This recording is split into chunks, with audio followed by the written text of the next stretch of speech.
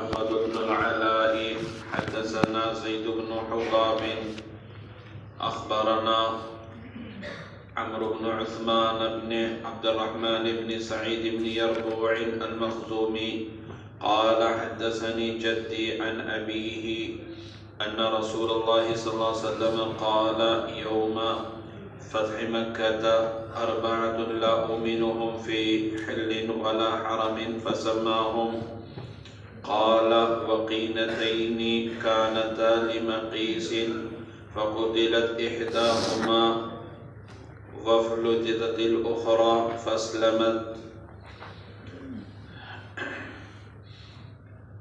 عبد الرحمن ابن سعید کی روایت ہے، نبی کریم صلی اللہ علیہ وسلم نے فتح مکہ کے موقع پر فرمایا کہ 4 آدمی کو میں امن نہیں دوں گا، نہ حل میں نہ حرم میں، اور ان 4 کے نام ذکر فرمائے اور فرمایا 2 باندیاں جو مقیس کی تھیں، بس اس میں سے ایک قتل کر دی گئی اور دوسری بھاگ گئی، پھر مسلمان ہو گئی. قال ابو داود لم افہم اسناده من ابن العلاء كما احب. ابو داؤد کہتے ہیں کہ میں اس کی سند کو ابن علا سے صحیح طور پر سمجھ نہیں سکا.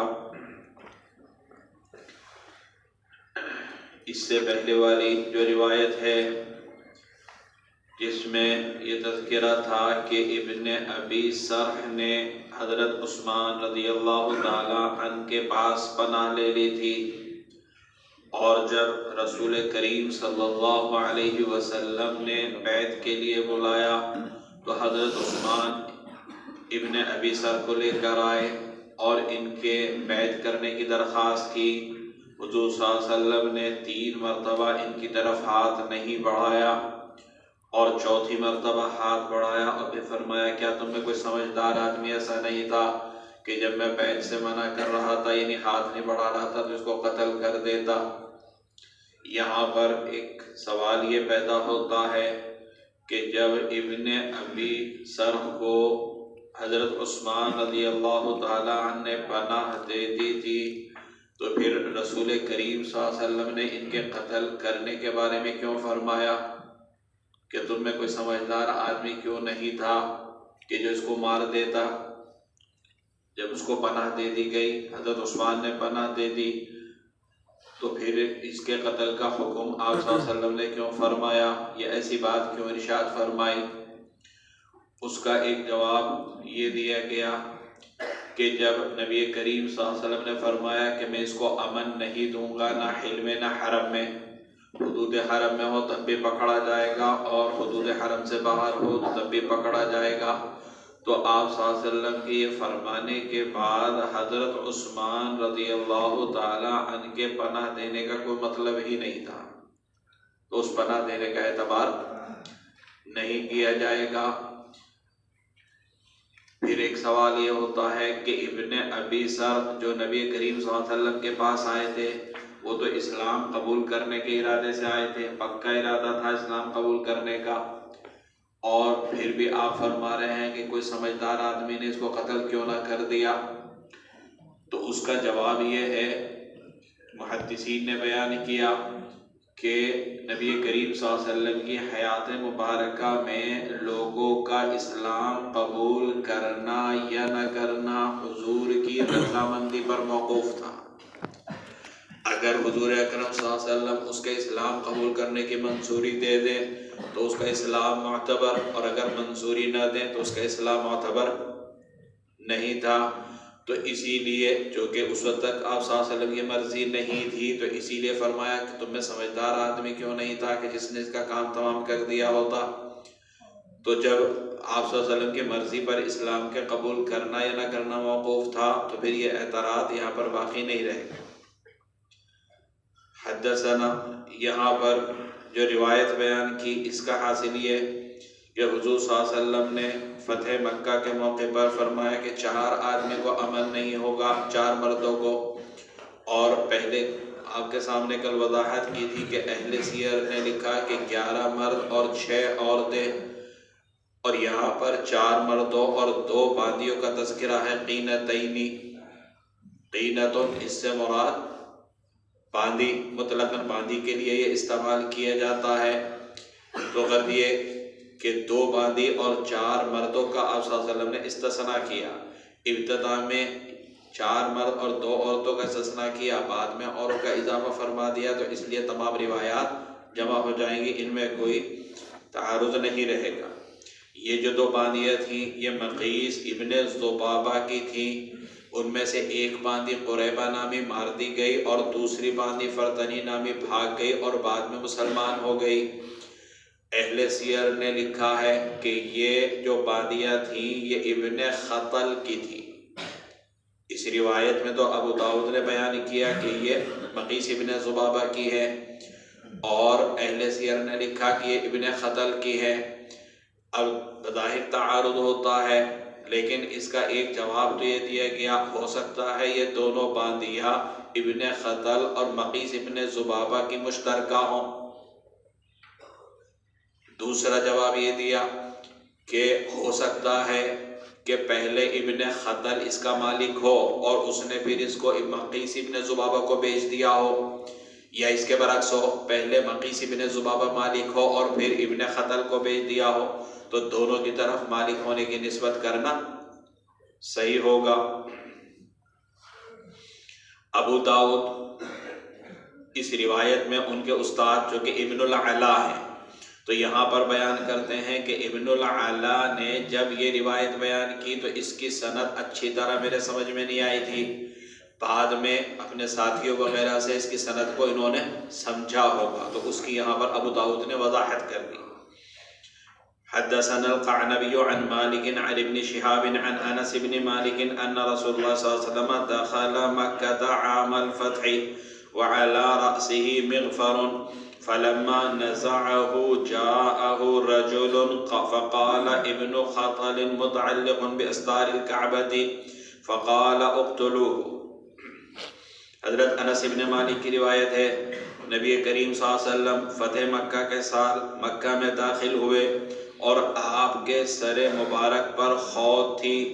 جب آپ نے اس کو اتارا تو ایک آدمی آیا اور کہنے لگا کہ ابن خطل خانہ کعبہ کے پردے سے لٹکا ہوا ہے، آپ صلی اللہ علیہ وسلم نے فرمایا اس کو مار ڈالو۔ قال ابو داؤد اسم ابن خطل عبداللہ وکان ابو بردۃ الاسلمی قتلہ۔ ابو داؤد نے فرمایا کہ ابن خطل کا نام عبداللہ ہے اور ابو برزہ اسلمی نے اس کو قتل کیا ہے۔ یہاں پر واقع بیان کیا کہ نبی کریم صلی اللہ علیہ وسلم فتح مکہ کے سال جب مکہ میں داخل ہوئے تو آپ کے سر مبارک پر خود تھی، فوجی ٹوپی، لوہے کی ٹوپی، اور آپ نے جب اس کو اتارا تو ایک آدمی آیا اور آنے والا ابو برزہ اسلمی، انہوں نے آ کر بتلایا کہ ابن خطل جس کو آپ نے امن نہیں دیا وہ خانہ کعبہ کے پردے سے چمٹا ہوا ہے اور مقصد یہ ہے کہ اس کی جان بخش دی جائے، تو آپ صلی اللہ علیہ وسلم نے فرمایا کہ اس کو مار ڈالو، چنانچہ اس کو قتل کیا۔ ابو داؤد کے روایت کے اندر یہاں پر بیان کیا کہ ابو برزہ اسلمی نے اس کو قتل کیا۔ ابن خطل کے قاتلین میں ابو برزہ اسلمی کے علاوہ 2 اور صحابی کے نام آتے ہیں، ایک حضرت عمار ابن یاسر اور سعید ابن حریث۔ ان روایات کو جمع کرتے ہوئے کہا گیا کہ ابن خطل کو مارنے کے لیے یہ تینوں حضرات بڑھے، ابو برزہ اسلمی، سعید ابن حریث اور عمار ابن یاسر۔ عمار ابن یاسر جو کہ بوڑھے تھے وہ پیچھے رہ گئے، ابو برزہ اسلمی آگے بڑھے، انہوں نے اس کے اوپر حملہ کیا اور نمٹا دیا، اور سعید ابن حریث وہ بھی چونکہ مارنے کے لیے بڑھ چکے تھے تو انہوں نے بھی اپنے دل کی بڑاس نکالی، خوب بجایا اس کو۔ اور عمار ابن یاسر اگرچہ ان کے پہنچنے سے پہلے وہ ٹھنڈا ہو چکا تھا ابن خطل، لیکن چونکہ مارنے کے ارادے سے یہ بھی نکلے اسی لیے مارنے کی نسبت ان کی طرف بھی کی گئی ہے۔ یہاں پر ایک مسئلہ یہ پیدا ہوتا ہے وَعَلَى رَأْسِهِ مِغْفَرٌ سے کہ رسول کریم صلی اللہ علیہ وسلم مکہ میں داخل ہوئے اس حال میں کہ آپ کے سر مبارک پر فوجی ٹوپی تھی۔ آپ کو معلوم ہے کہ حدود حرم کے اندر بغیر احرام کے داخل ہونا جائز نہیں، اور آپ نے دیکھا ہوگا یہ جن کو اللہ نے توفیق دی ہے وہ کہ تو ان کو معلوم ہے کہ احرام کی حالت میں سر کھلا ہوتا ہے، سر کے اوپر یہ والی ٹوپی بھی نہیں ہوتی جو ہم پہنتے ہیں، تو لوہے کی ٹوپی کیسے ہوگی؟ تو یہ اس مقام کا احترام کا تقاضا ہے۔ تو آپ صلی اللہ علیہ وسلم کیسے فوجی ٹوپی پہنے ہوئے حدود حرم کے اندر داخل ہوئے؟ بعض حضرات نے اس کا جواب دیا کہ اصل میں یہ تھا وَعَلَى رَأْسِهِ عَمَامَةٌ، یہ مغفر نہیں ہے بلکہ عمامۃ، اور اس روایت کی سند میں امام مالک ہیں۔ امام مالک کو امامتن کے بجائے جو مغفر انہوں نے بیان کیا ان کو وہم ہو گیا، لیکن اس کا جواب ہی دیا جائے گا کہ جو لوگ امام مالک کی طرف وہم کی نسبت کرتے ہیں انہی کو وہم ہو گیا ہوگا، کیونکہ وَعَلَى رَأْسِهِ مِغْفَرٌ کی روایت کرنے والے تنہا امام مالک نہیں، ان کے علاوہ تقریباً 10 روایتیں اور ہیں جس کے اندر مغفر سر پر فوجی ٹوپی ہونے کا ذکر ہے۔ اور پھر آپ صلی اللہ علیہ وسلم اس حال میں کیسے داخل ہوئے مکہ مکرمہ میں؟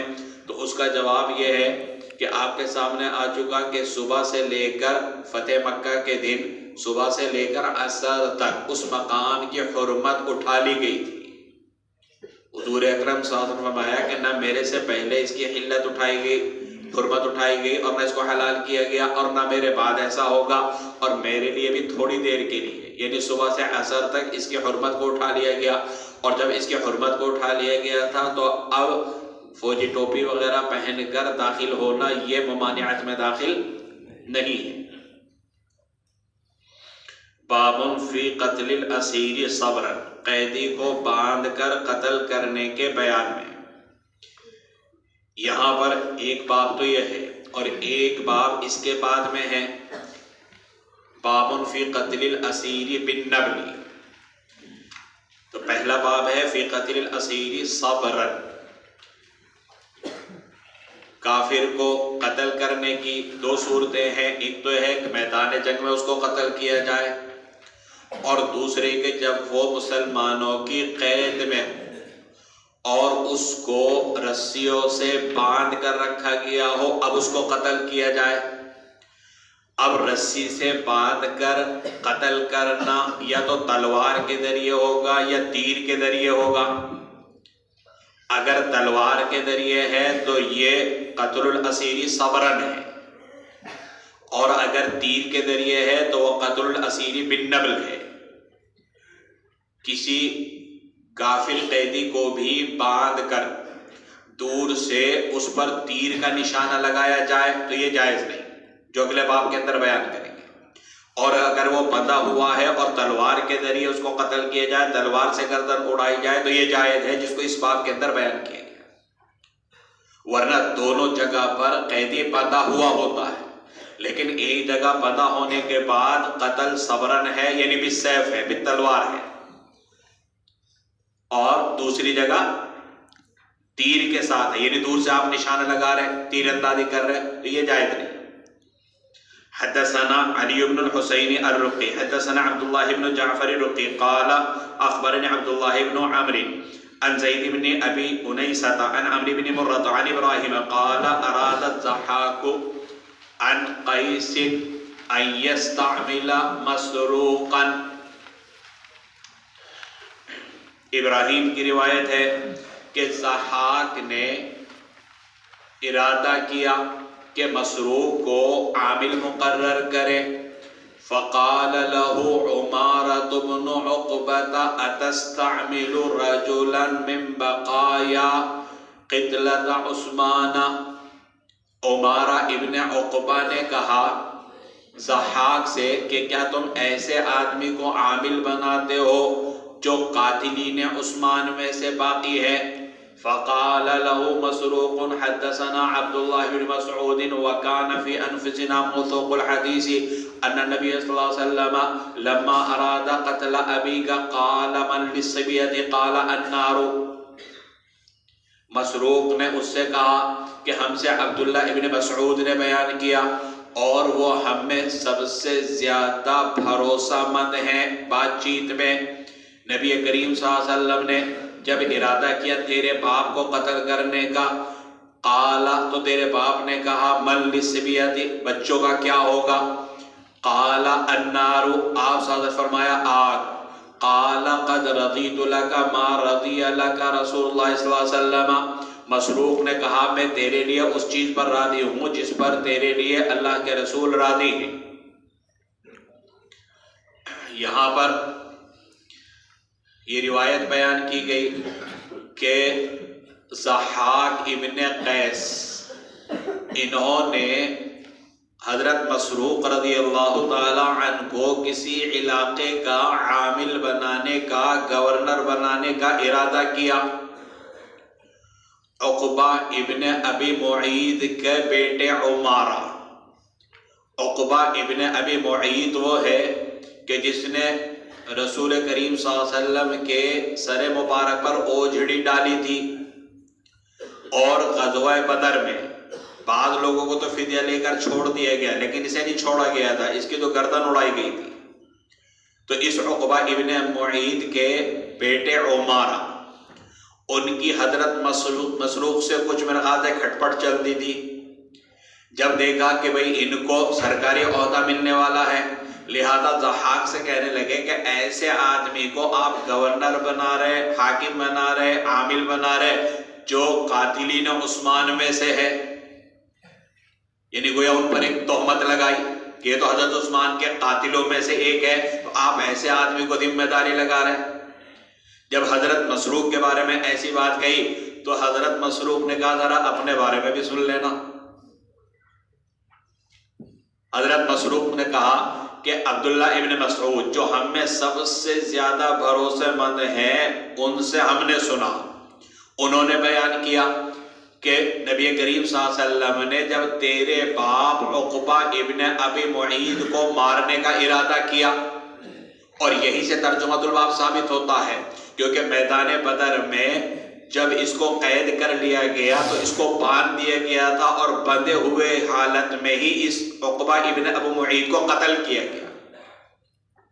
یہی قتل الاسیر بالصبر ہے، قتل الاسیر صبرن ہے، یہیں سے ترجمۃ الباب ثابت ہوتا ہے. تو غرض یہ کہ تیرے باپ کو جب مارا جانے لگا تو تیرا باپ کہنے لگا من للصبیۃ، مجھے آپ مار تو رہے لیکن میرے بچوں کا کیا ہوگا. تو حضور اکرم صلی اللہ علیہ وسلم نے فرمایا النار. اس کے اندر دو احتمال ہیں. ایک احتمال تو یہ ہے کہ النار سے مراد ہے ہلاکت، کہ تو بھی ہلاک اور تیری اولاد بھی ہلاک ہوگی، تو بھی برباد تیری اولاد بھی برباد. اور دوسرا احتمال یہ ہے کہ مراد یہ ہے کہ تو اپنی فکر کر، تو جہنم میں جائے گا. رہ گئی اولاد کی بات تو اللہ ان کا کفیل ہے، اللہ ان کا ذمہ دار ہے. تو اپنے بچنے کی فکر کر، تو کسی طرح بچنے والا نہیں جہنم کی آگ سے. یہ سنانے کے بعد حضرت مسروق نے فرمایا کہ آپ صلی اللہ علیہ وسلم فرمایا تھا النار. جب اس نے کہا تھا عقبہ نے کہ میرے بچوں کا کیا ہوگا، تو جو چیز تیرے لیے اللہ کے رسول نے پسند کی یعنی آگ، میں بھی تیرے لیے وہی پسند کرتا ہوں، یعنی تو جہنمی. تو دونوں میں آپس میں کچھ کھٹپٹ رہے تھے، اسی وجہ سے ایک دوسرے کو اس طرح کی بات کہہ رہے. تو غرض یہ کہ یہاں پر قتل ابیکا میں چونکہ اس کے باپ یعنی عمارہ کے باپ عقبہ ابن ابی معید کو بندھے ہوئے حالت میں تلوار کے ذریعے قتل کیا گیا تھا، اور یہی ترجمۃ الباب ہے، تو اسی مناسبت سے یہ روایت یہاں پر بیان کی. باب فی قتل الاسیر بالنبل. تو اس سے معلوم ہوتا ہے کہ اگر قیدی کو رسیوں سے بندھا ہوا ہے یا زنجیروں میں جکڑا ہوا ہے اور اسی حالت میں تلوار سے اس کو قتل کیا جائے تو یہ قتل کرنا جائز ہے. باب فی قتل الاسیر بالنبل، قیدی کو تیر اندازی کے ذریعے قتل کرنا. حدثنا سعید بن منصور حدثنا عبد الله بن وهب قال اخبرني عمرو بن الحارث عن بكير بن الاشج عن ابن تعلي قال غزونا مع عبد الرحمن بن خالد بن الولید فأتي بأربعة أعلاج من العدو فأمر بهم فقتلوا صبرا. ابن تعلی کی روایت ہے کہ ہم حضرت عبد الرحمن ابن خالد ابن ولید کے ساتھ تھے جنگ میں، ہم نے ان کے ساتھ مل کر جنگ کی، بس 4 موٹے تازے عجمی کافر لائے گئے. فَأُمِرَ بِهِمْ، ان کے بارے میں عبد الرحمن نے حکم دیا اور ان کو باندھ کر قتل کیا گیا. فَقُتِلُوا صَبْرًا، یعنی فَقُتِلُوا بِالنَّبْلِ، تیر اندازی کر کے ان کو قتل کیا گیا. قال ابو داود قال لنا غیرہ سعید عن ابن وہب فی هذا الحدیث قال بالنبل صبرا. ابو داود کہتے ہیں کہ سعید کے علاوہ نے ہم سے بیان کیا ابن وہب سے اس روایت میں، یعنی سند کے اندر آپ دیکھیں سعید ابن منصور ابو داود کے استاد ہیں. یہ کہتے ہیں کہ سعید ابن منصور کے علاوہ دوسرے ہمارے استاد نے ابن وہب سے جب یہ روایت بیان کی، سعید ابن منصور نے بھی عبداللہ ابن وہب سے روایت بیان کی ہے، تو اس کے الفاظ تو یہ ہے، لیکن ان کے علاوہ نے ابن وہب سے جو روایت بیان کی تو اس میں ہے بالنبل صبرا، یعنی بدے ہوئے حالت میں تیر اندازی کے ذریعے قتل کیا گیا. قال ابو داؤد بالنبل صبرا فبلغ ذلك ابا ایوب الانصاری، یہ خبر ابو ایوب انصاری کو پہنچی. قال سمعت رسول اللہ صلی اللہ علیہ وسلم ينهى عن قتل الصبر فوالذي نفسي بيده لو كان دجاجة ما صبرتها. حضرت ابو ایوب انصاری کو جب یہ خبر پہنچی کہ عبد الرحمن نے ایسا کیا تو فرمایا کہ میں نے نبی کریم صلی اللہ علیہ وسلم کو سنا کہ آپ نے باندھ کر قتل کیے جانے سے، یعنی تیر اندازی کے ذریعے قتل کیے جانے سے منع فرمایا. بس وہ ذات جس کے قبضے میں میری جان ہے، اگر وہ مرغی ہو تو میں اس کو باندھ کر نہیں ماروں گا. فبلغ ذلك عبد الرحمن ابن خالد ابن الولید فاعتق 4 رقاب، بس یہ بات عبد الرحمن ابن خالد ابن ولید کو پہنچی اور انہوں نے 4 غلام آزاد کیے. اس روایت کو ابو داؤد نے بیان کیا اور یہی روایت دوسری کتابوں کے اندر بھی آ رہی ہے. یہاں پر آپ دیکھیں سند کے اندر بکیر ابن اشج یہ روایت کرتے ہیں ابن تعلی سے. اس کے علاوہ 2 سندوں کے ساتھ جو روایت ہے اس میں عن ابیہ کا واسطہ ہے، یعنی عن بکیر ابن الاشج عن ابیہ عن ابن تعلی، یعنی یہ براہ راست ابن تعلی سے روایت نہیں کرتے بلکہ ان کے والد روایت کرتے ہیں، تو اس طرح یہ روایت منقطع ہے، لیکن اس کا مفہوم اور مضمون بالکل صحیح ہے. غرض یہ کہ ابن تعلی کی روایت ہے کہ خالد ابن ولید کے بیٹے عبد الرحمن کے ساتھ ہم نے مل کر جہاد کیا اور اس میں 4 موٹے تازے عجمی کافر قیدی بنا کر لائے گئے. اعلاج علجن کی جمع، اور علجن موٹے تازے ہٹے کٹے دشمن، یعنی عجمی کافر. مطلق غلام کے لیے بھی اس کا استعمال ہوتا ہے. تو غرض یہ ہے کہ 4 موٹے تازے قیدی لائے گئے سامنے. ان کے بارے میں عبد الرحمن ابن خالد ابن ولید نے قتل کا حکم دیا، یعنی یہ حکم دیا کہ ان کو باندھ کر تیر اندازی کر کے ہلاک کیا جائے، جیسے کہ آگے ابو داؤد وضاحت کر رہے ہیں بالنبل صبرن سے.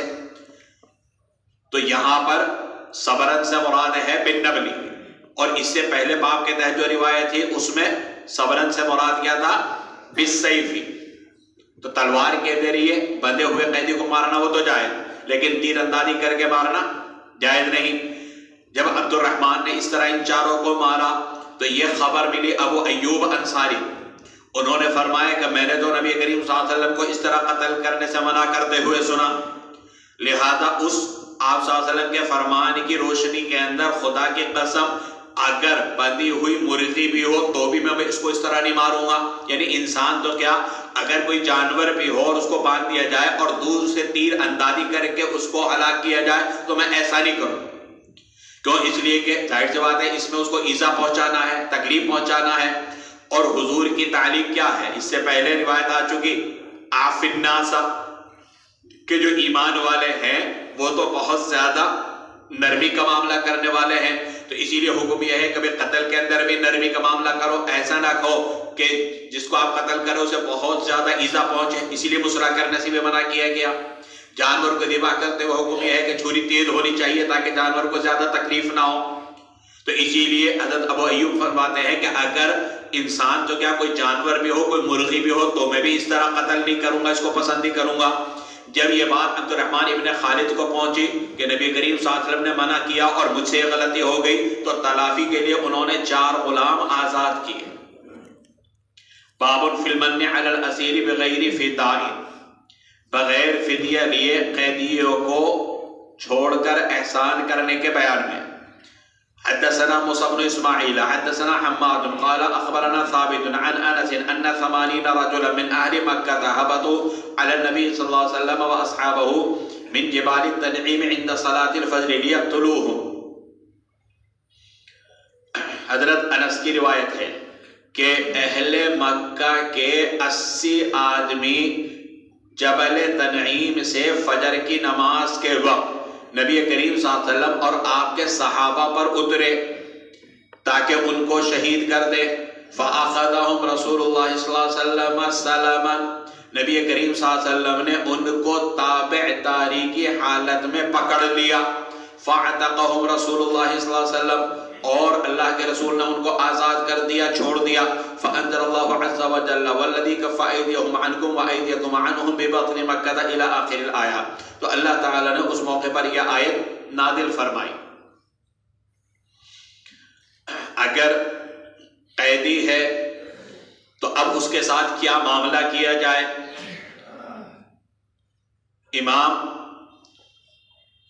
احمد ابن حنبل اور امام شافعی، ان دونوں حضرات کے نزدیک 4 صورتوں میں سے کوئی بھی صورت اختیار کی جا سکتی ہے.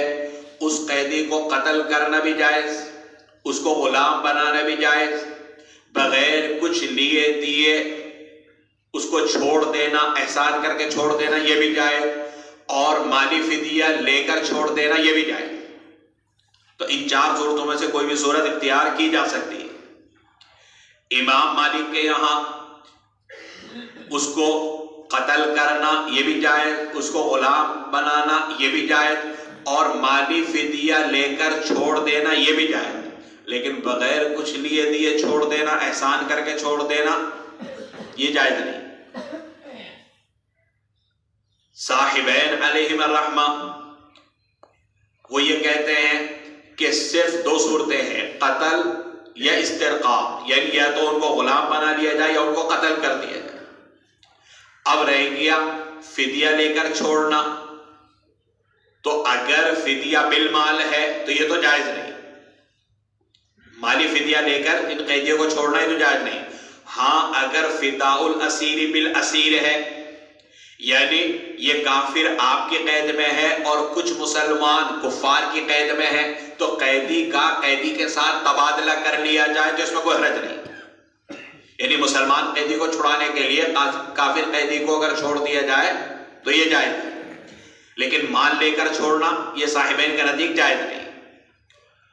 تو فدیہ لے کر قیدی کو چھوڑنا جائز ہے، لیکن اگر فداء الاسیر بالاسیر اور اگر فدا بالمال ہو تو صاحبین کے یہاں یہ جائز نہیں ہے. ابو الحسن کرخی کہتے ہیں کہ امام ابو حنیفہ کا بھی ایک قول یہی ہے. امام ابو حنیفہ کا قول جو صاحب ہدایہ نے بیان کیا وہ یہ ہے کہ قتل اور استرقاء یعنی غلام بنانا یا قتل کرنا تو جائز ہے، لیکن فدیہ لے کر چھوڑنا یا بغیر فدیہ لیے چھوڑنا یہ جائز نہیں.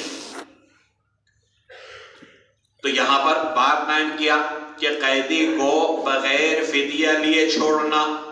اب اس باب کے تحت جو روایتیں ہیں وہ ترجمۃ الباب کے مطابق ہے. چنانچہ پہلی روایت بیان کی کہ صلح حدیبیہ کے موقع پر، یعنی جب نبی کریم صلی اللہ علیہ وسلم 6 ہجری میں عمرہ کرنے کے ارادے سے مدینہ منورہ سے مکہ مکرمہ کی طرف چلے اور مکہ کے قریب وادی نعمان میں پہنچے جہاں پر مقام تنعیم ہے، مسجد عائشہ ہے، عمرہ کرنے والے جا کر وہاں سے احرام باندھتے ہیں. یعنی جو مکہ میں رہ کر اب مزید عمرے کرنا چاہے تو جو سب سے قریب میقات ہے وہ مسجد عائشہ کے نام سے مشہور ہے، اور وہ مقام تنعیم بھی کہلاتی ہے، وہ تنعیم بھی کہلاتی ہے اور مسجد عائشہ بھی. وجہ اس کی یہ ہے کہ جب نبی کریم صلی اللہ علیہ وسلم نے حج کیا تھا تو حج سے پہلے حضرت عائشہ رضی اللہ تعالی عنہا کو حیض شروع ہو گیا تھا. اور حج تمتع ہو یا قران، تحاوی کے اندر اگر ہو گئی تو آپ نے شاید پڑھا ہوگا کہ حضور صلی اللہ علیہ وسلم نے کون سا حج کیا، سب سے افضل ہے قران، اور پھر تمتع ہے. تو اگر یہ کہ تمتع میں بھی پہلے عمرہ ہوتا ہے اور قران میں پہلے عمرہ ہوتا ہے، تو حضرت عائشہ عمرہ نہیں کر سکی، براہ راست انہوں نے حج کیا. جب حج سے واپسی کا سفر ہونے لگا تو اب حضرت عائشہ رضی اللہ تعالی عنہا رونے لگی. نبی کریم صلی اللہ علیہ وسلم نے وجہ پوچھی، کہنے لگی کہ آپ اور دوسری ازواج جو ہیں وہ تو حج اور عمرے کے ساتھ واپس جا رہی اور میں نے تنہا حج کیا، عمرے سے محروم ہو گئی. تو ان کے بھائی حضرت عبد الرحمن ابن ابو بکر کو حکم دیا کہ ان کو تنعیم لے کر جاؤ اور وہاں سے احرام بنوا کر ان کو عمرہ کراؤ. تو اسی وجہ سے اس جگہ کو مسجد عائشہ بھی کہا جاتا ہے. تو غرض یہ کہ وہاں پر تقریباً 80 کفار نبی کریم صلی اللہ علیہ وسلم اور صحابہ کو قتل کرنے کے ارادے سے صبح کے وقت آ گئے. اچانک انہوں نے حملہ کر دیا لیکن ناکام رہے، خود پکڑے گئے سلامن، اور پکڑے جانے کے بعد اطاعت اختیار کر لی. اگر سلامن پڑھا جائے تو مقصد یہ ہے کہ انہوں نے اطاعت اختیار کر لی، اور اگر سلیمن پڑھا جائے تو مقصد یہ ہوگا کہ وہ مجبور ہو گئے تھے صلح کرنے کے اوپر. تو اکثر نے سلامن لام کے سین اور لام کے فتح کے ساتھ پڑھا ہے کہ ان سے کوئی صلح نہیں ہوئی تھی لیکن انہوں نے اطاعت اختیار کر لی تھی، چنانچہ نبی کریم صلی اللہ علیہ وسلم نے ان کو چھوڑ دیا. یہیں سے ترجمۃ الباب ثابت ہوتا ہے، فَعَتَقَهُمْ رسول اللہ صلی اللہ علیہ وسلم، آپ نے بغیر کچھ لیے ان کو چھوڑ دیا. اب بغیر کچھ لیے چھوڑنا یہی ترجمۃ الباب بھی ہے، تو وہ یہ روایت ترجمۃ الباب کے مطابق ہے. اس موقع پر یہ آیت نازل ہوئی وَالَّذِي كَفَّ أَيْدِيَهُمْ عَنْكُمْ وَأَيْدِيَكُمْ عَنْهُ بِبَطْنِ مَكَّةَ، کہ اللہ وہ ذات ہے جس کا احسان یہ ہے کَفَّ أَيْدِيَهُمْ عَنْكُمْ، تمہارے ہاتھوں سے ان مسلمانوں کو بچایا کہ تم ان کو قتل کرنے کے ارادے سے آئے تھے اور ناکام ہو گئے. وَأَيْدِيَكُمْ عَنْهُمْ، اور تمہیں ان کے ہاتھوں سے بچایا کہ انہوں نے تمہیں قتل نہیں کیا اور تمہیں آزاد کر دیا. حالانکہ تم پر قابو پا لیا تھا تو ہم چاہتے تو تمہیں ان کے ذریعے قتل کرا دیتے، تو نہ تو تم ان کو قتل کر سکے اور نہ وہ تمہیں قتل کر سکے، تو ہم نے تمہارے اوپر یہ احسان کیا. حدثنا محمد بن یحیی بن فارس قال حدثنا عبد الرزاق قال اخبرنا معمر عن الزهري عن محمد بن جبير بن مطعم عن ابيه ان النبي صلى الله عليه وسلم قال لأسارى بدر لو كان مطعم بن عدي حيا ثم كلمني في هؤلاء النتنا لأطلقتهم له. محمد ابن جبیر ابن مطعم اپنے باپ جبیر ابن مطعم سے روایت کرتے ہیں کہ نبی کریم صلی اللہ علیہ وسلم نے بدر کے قیدیوں کے بارے میں فرمایا اگر مطعم ابن عدی زندہ ہوتے پھر مجھ سے ان ناپاک قیدیوں کے بارے میں، بدبودار قیدیوں کے بارے میں بات کرتے تو میں ان کو چھوڑ دیتا ان کی وجہ سے. لَأَطْلَقْتُهُمْ لَهُ، تو میں ان کو چھوڑ دیتا ان کی وجہ سے. یہاں پر اس روایت کا حاصل یہ کہ جب بدر کا معرکہ ہوا اور بڑے بڑے کفار قیدی ہو گئے تو اس موقع پر جبیر ابن مطعم نبی کریم صلی اللہ علیہ وسلم کے پاس آئے، اگرچہ بھی مسلمان نہیں ہوئے تھے، اور انہوں نے سفارش کی کہ اللہ کے رسول صلی اللہ علیہ وسلم ان کو چھوڑ دیجئے. نبی کریم صلی اللہ علیہ وسلم فرمایا اگر تمہارا باپ زندہ ہوتا مطعم ابن عدی اور وہ ان کو چھوڑنے کے بارے میں کہتا تو میں چھوڑ دیتا. یہاں پر نبی کریم صلی اللہ علیہ وسلم کا جبیر ابن مطعم سے کہنا کہ اگر تمہارے باپ ہوتے یعنی مطعم ابن عدی تو میں چھوڑ دیتا. اس کی وجہ کیا ہے؟ اس کی وجوہات میں سے ایک وجہ یہ لکھی ہے کہ جب نبی کریم صلی اللہ علیہ وسلم اور ان کے خاندان کا مکہ میں بائیکاٹ کر دیا گیا تھا، تو اس موقع پر اس بائیکاٹ کو ختم کرانے میں جبیر کے باپ مطعم ابن عدی نے اہم کردار ادا کیا تھا۔ تو چونکہ اس نے ایک احسان اور بھلائی کا معاملہ کیا تو آپ نے فرمایا میں بھی اس کے ساتھ بھلائی کے معاملہ کرتا، اگر وہ سفارش کرتا ان کو چھوڑنے کی تو میں چھوڑ دیتا۔ دوسری وجہ بیان کی کہ جب طائف سے نبی کریم صلی اللہ علیہ وسلم مکہ میں آئے تو کسی نے پناہ نہیں دی، مکہ میں داخل ہونے نہیں دیا، اس موقع پر مطعم ابن عدی نے پناہ دی تھی، لہذا اس کے احسانات کا بدلہ دینے کے لیے آپ صلی اللہ علیہ وسلم نے فرمایا اگر وہ زندہ ہوتا اور وہ سفارش کرتا تو میں اس کی سفارش مان لیتی اور ان کو چھوڑ دیتا۔ تیسری وجہ لکھی کہ یہ جبیر ابن مطعم کی دلجوئی کے لیے ہے اور گویا ان کو اسلام کی طرف راغب کرنے کے لیے ہے۔